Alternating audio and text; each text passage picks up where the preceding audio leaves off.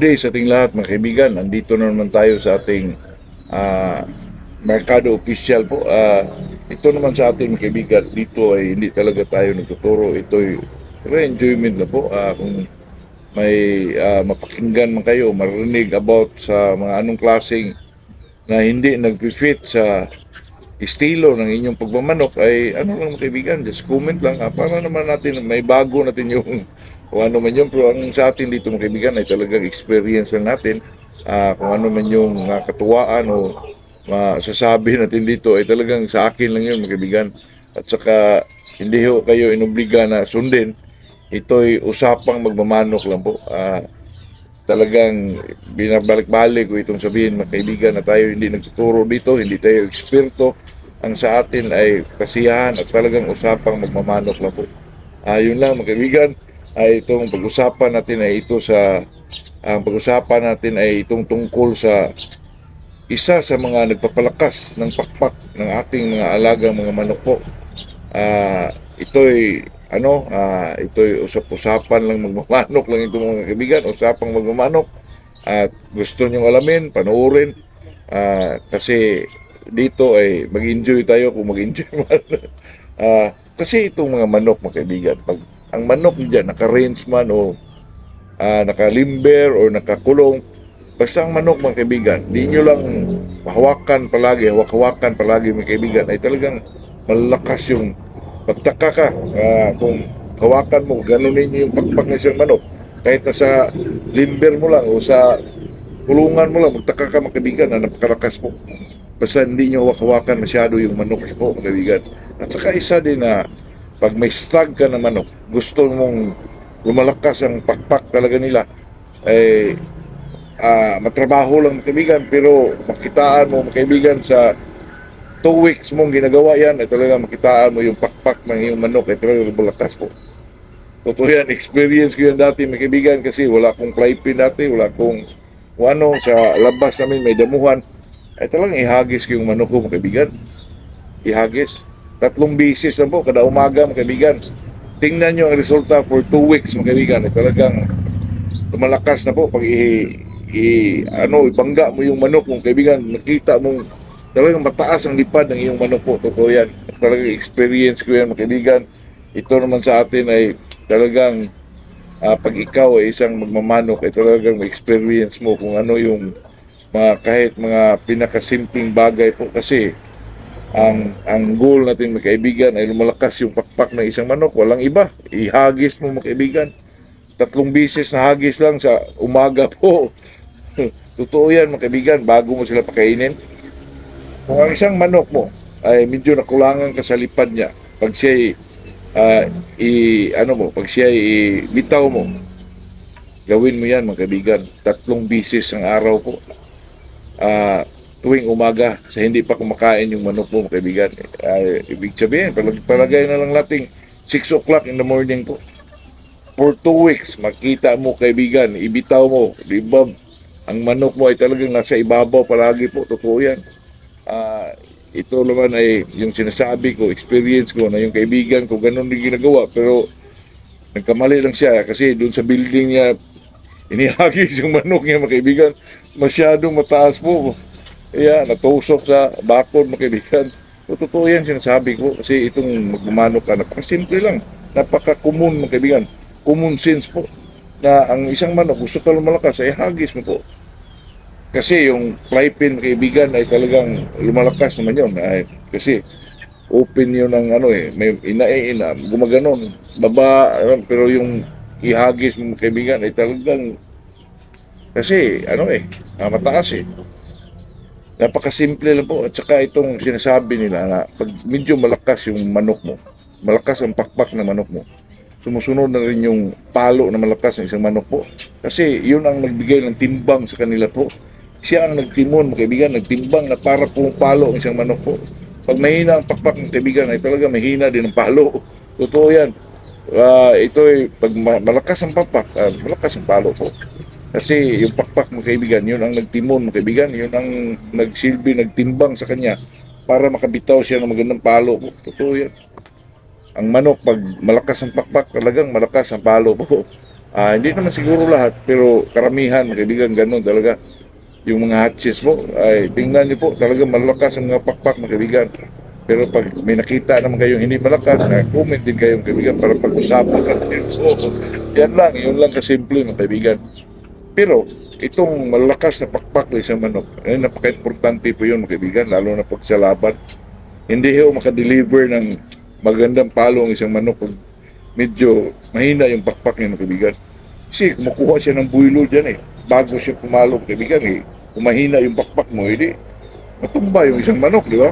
Kaya pag ang manok ay malakas yung pakpak, ay talagang sumusunod na yung malakas na palo po. Totoo yan. At saka pag ang isang manok naman, lalo na pag may area ka talaga mga kaibigan na ano, na yung medyo malawak na area po, ay talagang malakas talaga yung mga pakpak nila. Naka-range ang isang manok. Eh tapos pagdating ng naka-cord na sila mga kaibigan, ay siyempre nandun na yung lakas nila eh. Lalo na pag ano mga kaibigan, yung manok na yung mga hatches po. Nako, super ang mga pakpak nun mga kaibigan. Makita mo sa isang manok na siya ay malakas ang pakpak. Kita mo dito mga kaibigan, talagang malalaki po. Yung dito niya. Yung joint sa isang ano mga kaibigan, yung dito. Ang kapal mga kaibigan. Diyan mo makita na isang manok na to, malakas talaga to. Oh, totoo yan. Kasi ang manok naman, pag medyo maano na siya sa exercise, mga kaibigan, lalo na pag ihagis mo, dito makapal yung dito, mga kaibigan, dito. Kita mo sa ilalim po, na ang muscle ng isang manok ay ah, talagang lumulutang yung muscle, mga kaibigan. Kasi pag pinag-usapan natin, mga kaibigan, mga bloodline na manok, tulad ng mga sweeter, ay talagang makita mo yung sa ilalim dito ng kaibigan, talagang naglalakihan yung mga muscle po.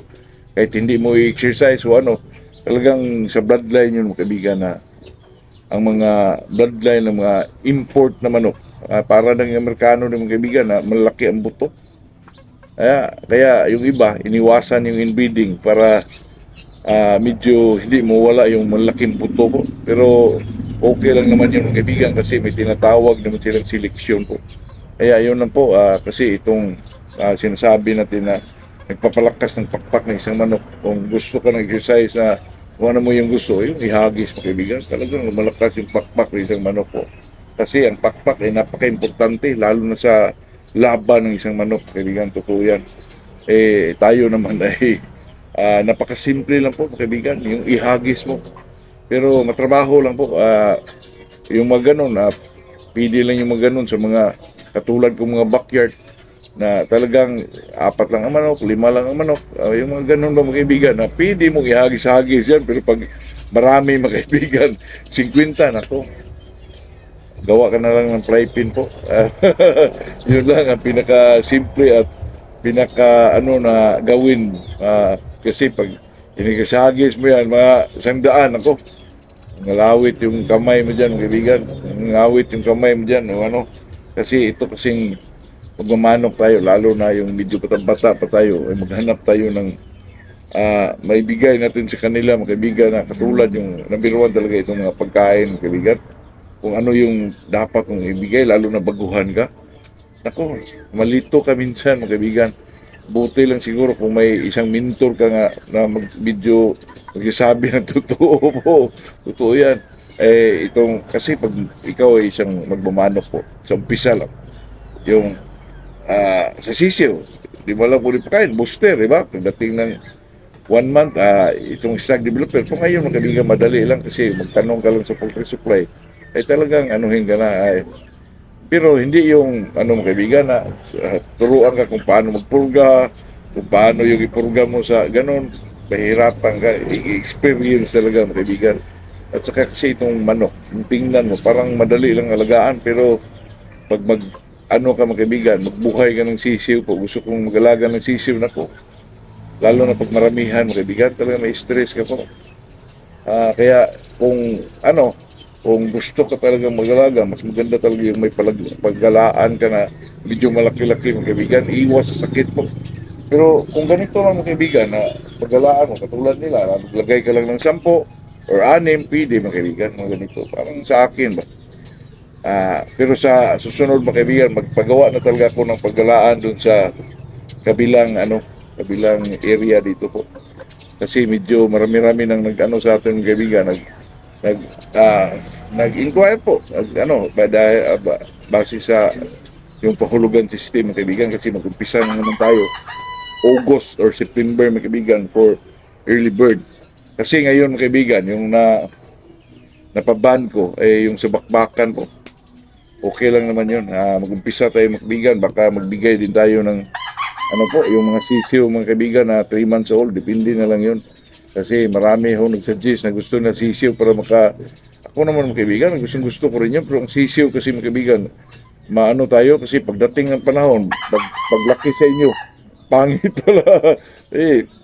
Naanuhin ko rin yung mga kaibigan yung bumili ako ng 10,000, bumili pa nga ako ng 5,000 mga kaibigan na trayo, 10,000. Ngayon mga kaibigan, mahal na po yung isang manok na sisiw. Kasi mahirap buhayin yung mga kaibigan, totoo yan. Yung 3 months, pero sa akin, kung magbinta man ako niyan mga kaibigan, 3 months old po. Siguro, mga 3,000 din yan. Pero kung hulog-hulugan, medyo maliit na lang. Yung inahin din yan, kung ipagpalagay na lang natin na kung trayo, siguro sa nandun yan sa 6,000 po. Mas maganda kasi yun, kasi medyo maliit lang yung anuhan ko. Yung cording area ko, maliit lang. Paggawa ko siguro tayo sa kabila. Mga kaibigan, marami nag-request na yung sisiw. Okay lang naman yun. Depende lang kung gusto nilang sisiw, gusto nilang malaki na, ganun lang mga kaibigan. Ayun lang po, ito lang ang ating napag-usapan sa araw na to. Good morning sa ating lahat mga kaibigan.